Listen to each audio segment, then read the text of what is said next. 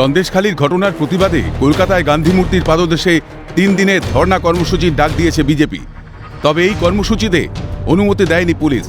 এই অবস্থায় বিজেপির কর্মসূচি ঠেকাতে গান্ধী মূর্তির পাদদেশ সংলগ্ন এলাকায় মোতায়েন বিশাল পুলিশ বাহিনী। পাশাপাশি গান্ধী মূর্তি লাগোয়া মেয়ো রোড এবং ডাফরিন রোডের মুখে প্রচুর গার্ড রেল এনে রাখা হয়েছে। সেখানে রয়েছে স্পেশাল ফোর্স এবং র্যাফের গাড়িও। এদিকে মঙ্গলবার থেকে শুরু হতে চলা ওই কর্মসূচির প্রস্তুতি হিসেবে সোমবার সকাল থেকেই উত্তর কলকাতা থেকে বহু বিজেপি কর্মী গান্ধী মূর্তির পাদদেশের সামনে আসে। এজন্য একটি পানীয় জলের ট্যাঙ্কারও সেখানে রাখা হয়। এই ট্যাঙ্কার রাখাকে কেন্দ্র করে পুলিশের সঙ্গে বচসা বাঁধে বিজেপি কর্মীদের। পুলিশের এহেন আচরণ নিয়ে ক্ষোভ উগরে দিয়েছেন বিজেপির উত্তর কলকাতা জেলার কোষাধ্যক্ষ ভোলা প্রসাদ সোনকার। বিষয়টি নিয়ে কি বললেন বিজেপির উত্তর কলকাতার জেলার কোষাধ্যক্ষ, শুনুন। এখন পুনন্দা বলছি হয়তো আমরা হাইকোর্টে গিয়েছি, বোধহয় কোর্ট থেকে না হলে যদি আজকে হয় আজকে না কালকে থেকে হবে।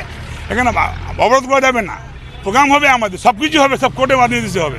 এখানে কোনো পুলিশ কিছু হেল্প করবে না, সরকার হেল্প করবে না, আমাদেরকে যা কিছু করতে হবে কোর্টের মাধ্যমে আসতে হবে। আপনারা কি আজকে কোর্টের নির্দেশ আসার আগে অবস্থানে বসবেন? না, আমরা তো আমাদের প্রস্তুতি নেতারা নিচ্ছি। আমি তো জলে গাড়ি নিয়ে এসেছিলাম জলে লাগাবার জন্য, পুলিশ দাঁড়িয়ে গিয়ে এখানে দলদাস করছে।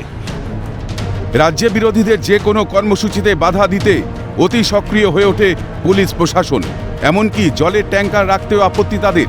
প্রশাসনের এই অমানবিক আচরণের কি কোনো পরিবর্তন হবে, প্রশ্ন রাজ্যবাসী। ক্যামেরায় শুভময় দাসের সঙ্গে শুভজিৎ দের রিপোর্ট, ক্যালকাটা নিউজ।